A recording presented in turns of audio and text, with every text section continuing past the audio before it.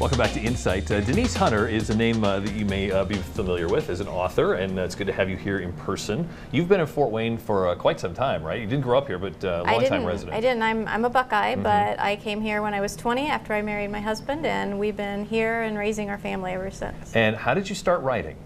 Well, I started wondering about writing a novel when I was about 20, and we had 2 kids at that time.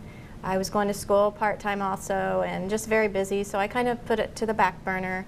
And then my grandfather passed away, and that was kind of a wake-up call for me, and I just felt God urging me to take that dream off the back burner. And I started writing, and I wrote during my children's nap times because they're boys and they never sat still, so that was the only time I had to write. And I wrote my first several books that way, actually, just one page at a time, literally. And when you began writing, did you know that you would be published? I mean, because it always feels like, you know, just I got to write just to get it out sometimes to start. Sure. No, I had no idea if I had any kind of talent at all. So I just literally started writing and hoped for the best. But I knew that, you know, the odds are against you. If you're only going to write one book, the odds are pretty stacked against you because it's just so competitive. But I tell writers all the time, beginning writers, that if they just keep writing, it's the people who don't give up who get published. Yeah, and so now years later, how many books have been published?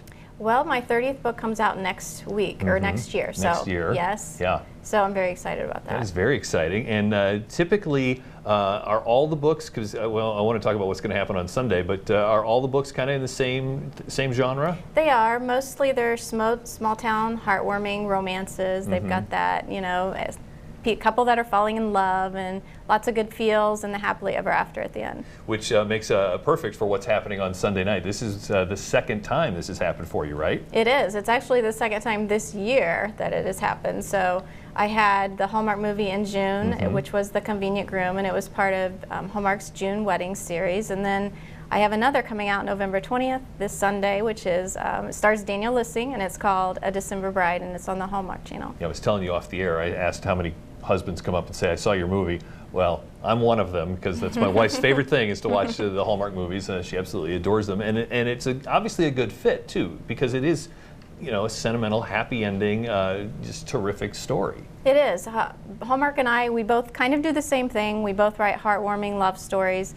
I write them, they produce them for film. So. Is this all based on your husband then? Is he able to pull off? That was too genuine a laugh there. Well, I've heard that before, mostly from him, but I do have a good imagination, but he is good at romance. I think a lot of men are confused by romance a little bit, and they think it's some nebulous, you know, what in the world, romance, what is that?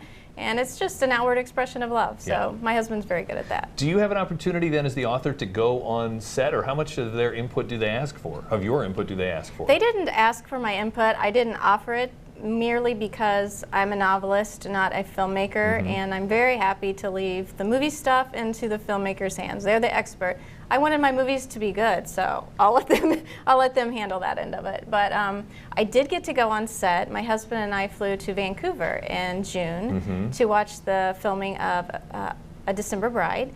And it was very interesting. We learned so much. The cast and crew were so welcoming, and we actually got to be in front of the camera for just a little bit of time. It was just a tiny little cameo, but we didn't end up on the cutting room floor. So it will be there when we watch on Sunday on the Hallmark Channel. It will. It's part of the.